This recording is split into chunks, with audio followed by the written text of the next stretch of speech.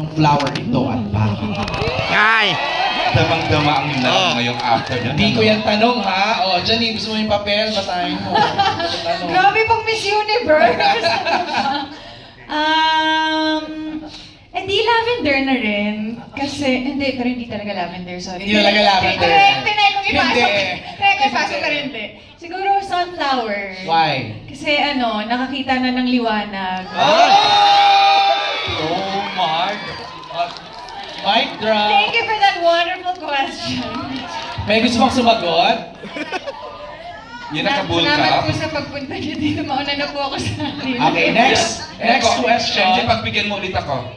Jericho, iba ka today. Saan ang gagaling kakaibang saya? Hindi, ito ang magandang tanong kay Eko. Anong favorite flower mo, Eko? Sige, dalawang yun. Sunflower. Sunflower po.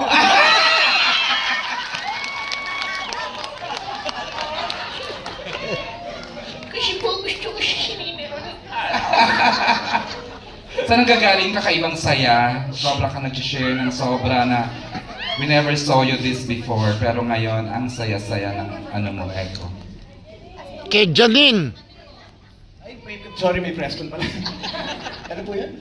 Saan ang gagaling kakaibang saya mo ngayong araw? Ngayon, of late, from the junket.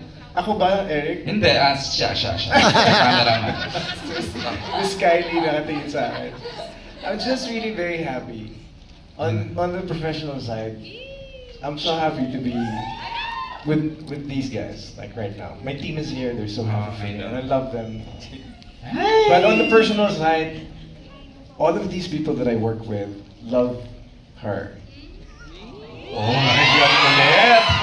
So, it just feels light, you know what I mean? Everything just feels light, if you know what I mean. Yes. So, we're professionals on set.